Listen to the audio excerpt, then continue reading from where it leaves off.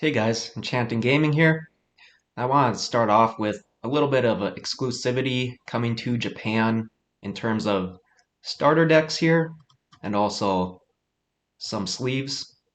Now, think what you want on exclusivity to regions. I mean, I'm not personally the biggest fan. No, I have more the thought that everywhere should be more of the same, but I'm not going to complain about it, though. I mean, it would be cool to get these alien cards sleeves over here. I don't care as much about the Buzz and Woody, but the alien one is pretty awesome looking. Now, jumping over to the big news coming tomorrow at 10 a.m. Pacific Standard Time.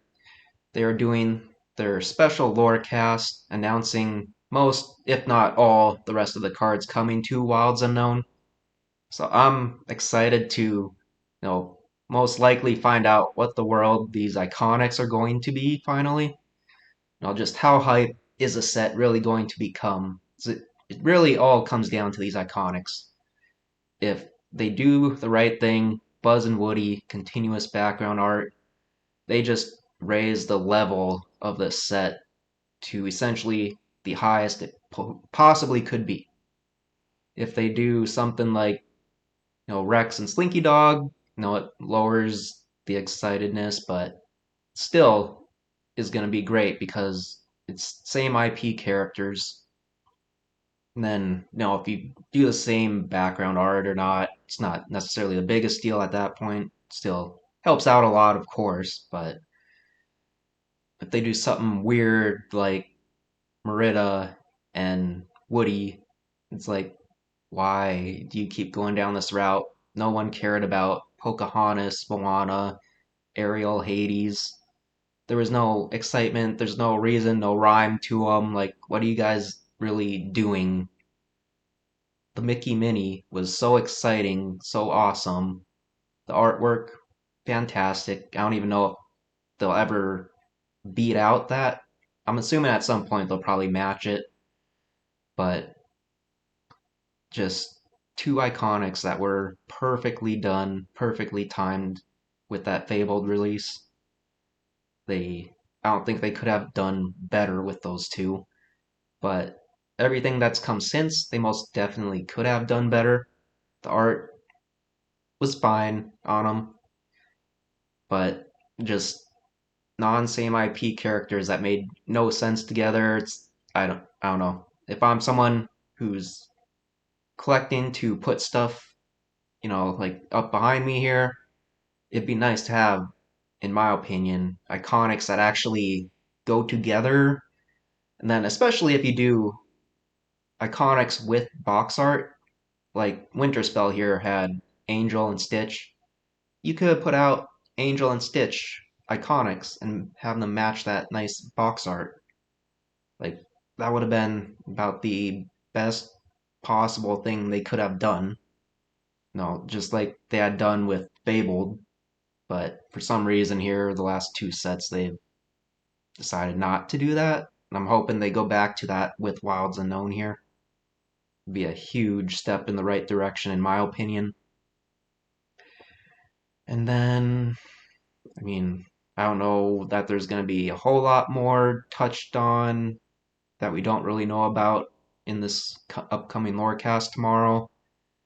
I mean, we already know, like, the new Illumineers quest is coming out later in the year. We pretty much know some of the IPs coming in the upcoming sets. No, they're more so, I think, just touching on what the world these cards are going to be.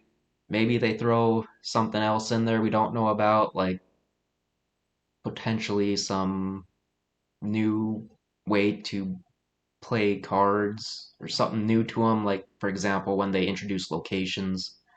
Now, I don't personally think they have the need to do any of that for this set. The Pixar IP is going to push this set like above and beyond with that popularity already. They don't necessarily need to introduce anything else. They can save that stuff for when rotations hits and the next set after.